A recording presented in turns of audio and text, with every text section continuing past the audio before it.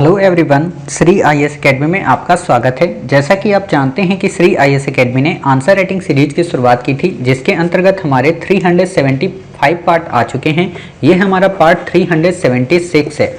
अपने इस पार्ट में हम देखेंगे कि आपके द्वारा हमारे टेलीग्राम चैनल पर किस प्रकार का प्रश्न लिखकर भेजा गया, उसे आपने किस तरीके से लिखा और वास्तव में आपको उसमें किन किन बिंदुओं को ऐड करने की आवश्यकता है। तो चलिए शुरू करते हैं।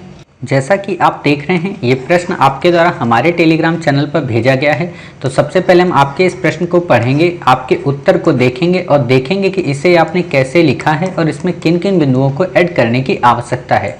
काफ़ी अच्छा आपका प्रश्न है। प्रश्न है आपका, पिछले कुछ वर्षों में चुनावों में मतदाता के रूप में महिलाओं की भूमिका बढ़ी है, किंतु राजनीति में भागीदारी के संदर्भ में अभी भी अपेक्षित परिणाम नहीं मिल सके हैं। राजनीति में महिलाओं की कमी के क्या कारण हैं, इसमें सुधार हेतु उपाय सुझाएं। आपने लिखा है कि भारत एक लोकतांत्रिक देश है, जहां भारतीय जनता सार्वभौमिक मताधिकार का प्रयोग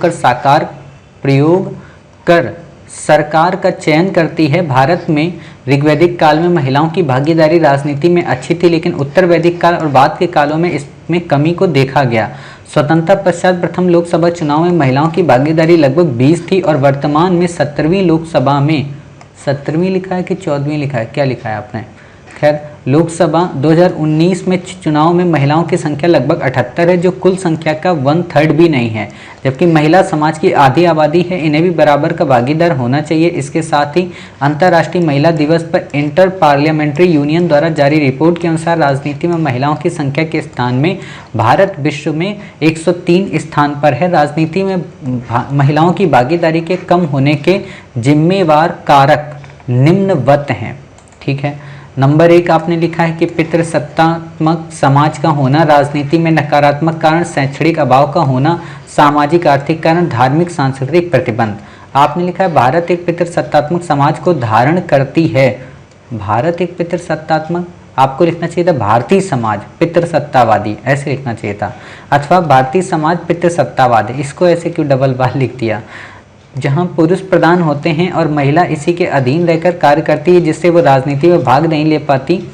महिलाओं को घरेलू जिम्मेदारियां लगभग 13% इसी वजह से भाग नहीं लेती अधिक होती हैं। वो सामाजिक और आर्थिक रूप से अपने पति, पिता, भाई पर निर्भर रहती हैं। भारत में अभी भी महिला साक्षरता दर कम है, जिससे महिलाओं में इसके प्रति जागरूकता का अभाव है, आदि इसके पिछड़ेपन का महत्वपूर्ण कारण है। उपरोक्त कारणों को दूर करने हेतु और राजनीति में महिला भागीदारी बढ़ाने के लिए निम्नलिखित सुझाव दिए जा सकते हैं।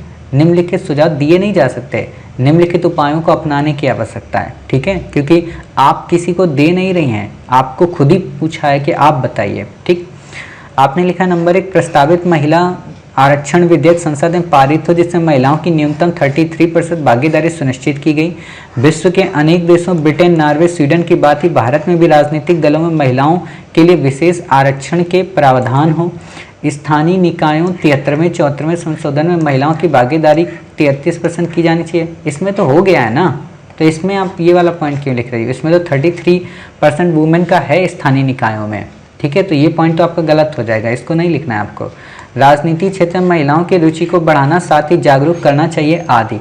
इस प्रकार से 21वीं सदी में महिलाओं की राजनीतिक भागीदारी को सुनिश्चित करने के लिए उपयुक्त उपायों को अपनाना चाहिए, जिससे भारत में महिला सशक्तिकरण और बढ़ पाएगी, ऐसे नहीं लिखना, बढ़ जाएगी। इससे नए भारत के निर्माण में महिला अधिक संख्या में हो।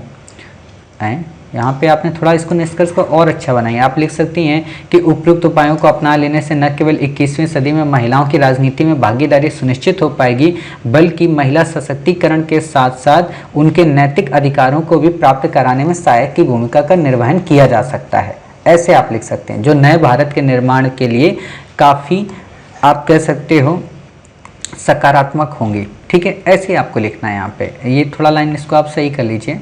बाकी आपने उत्तर काफ़ी अच्छा लिखा है, और सबसे अच्छी बात है जो उत्तर में अब की बार आपने कंजंक्शन का उपयोग सही से किया है, वरना आप कंजंक्शन सही से उपयोग करती नहीं है। जैसे आपने यहाँ पे लिखा है ना कि जिम्मेदार कारक निम्नवत हैं, यही चीज़ आप में होनी चाहिए। ठीक है, आपने यहाँ पे जो ये लाइन लिखी है अच्छी है, लेकिन आप अगर चाहें ना तो इस पैरा को लास्ट के लिए बचा के लिए रखें और यहाँ से आप अपने आंसर को शुरू करें। जब यहाँ से शुरू करेंगी तो आपको क्या होगा कि आपकी जो ऊपर की लाइन है ना, ये सीधे सीधे क्लियर हो जाएगी। एग्जामिनर को लग जाएगा कि अच्छा पिछले कुछ वर्षों का तब स्वतंत्रता के बाद, इससे एग्जामिनर थोड़ी देर के लिए भटक भी सकता है ना। तो इस लाइन को आप लास्ट में निष्कर्ष के लिए रखिए। कैसे आप इसको निष्कर्ष में उपयोग कर सकती हैं कि स्मरणीय हो न केवल 21वीं सदी में बल्कि अतीत के पन्नों में भी महिलाएं, चाहे वो ऋग्वैदिक काल हो चाहे उत्तर वैदिक काल हो, उसमें पार्टिसिपेट करती थी।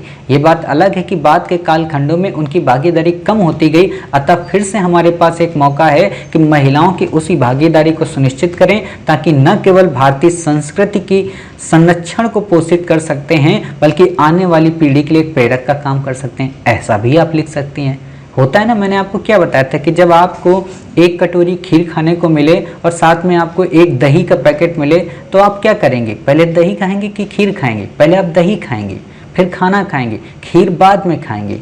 ऐसा तो होगा नहीं कि नहीं नहीं लाओ लाओ दही भी दे दो खीर भी दे दो, तब तो पेट में गचपच हो जाएगा। तो वो गचपच नहीं करनी है पेट में, ठीक है।